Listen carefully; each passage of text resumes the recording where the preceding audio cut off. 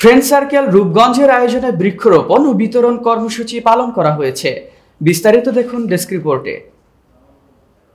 ৯ August শনিবার নারায়ণগঞ্জের রূপগঞ্জ উপজেলার কাঞ্চন পৌর এলাকায় হাজী রফিউদ্দিন ভূঁইয়া বালিকা উচ্চ বিদ্যালয় শিক্ষক ও শিক্ষার্থীদের নিয়ে এই কর্মসূচিতে প্রধান অতিথি হিসেবে উপস্থিত ছিলেন সংগঠনের প্রধান উপদেষ্টা ও ডিকেএমসি হাসপাতালের নির্বাহী পরিচালক নজরুল ইসলাম।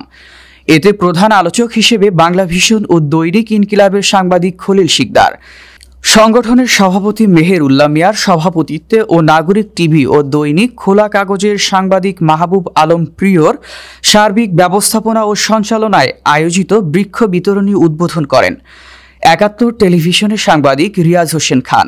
এতে বিশেষ অতিথি হিসেবে উপস্থিত ছিলেন সংগঠনের প্রতিষ্ঠাতা আনোয়ার সাদাত জুয়েল, সাধারণ সম্পাদক খুরশিদ আলম, হাজী রফিউদ্দিন ভূঁইয়া বালিকা উচ্চ বিদ্যালয়ের প্রধান শিক্ষক বিল্লাল হোসেন, সম্মিলিত সামাজিক সংগঠন ঐক্য পরিষদের সাধারণ সম্পাদক সোহেল রানা সহ আরও অনেকেই। এ সময় শিক্ষার্থীদের উদ্দেশ্যে বক্তারা বলেন, অক্সিজেন সরবরাহকারী গাছের মাধ্যমে মানবজাতিকে আল্লাহ টিকিয়ে রেখেছেন, তাই গাছ হলো প্রতিটি জীবন বাঁচানোর ওসিলা।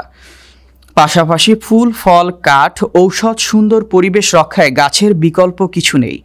তাই পতিত জমিতে গাছ রোপণ করে যত্ন করে বড় করা পর্যন্ত আমাদের দায়িত্ব। আজকে যারা 9-10-এ পড়ছি তারা একদিন বড় হব, তারা বড় হয়ে সমাজের কাজ করব। প্রথম শর্ত হবে আমরা আমাদের মা বাবাকে সম্মান করব এবং শ্রদ্ধা করব। সবাই করি তো নাকি? কথা না বলি, সবাই মা বাবাকে সম্মান করি তো?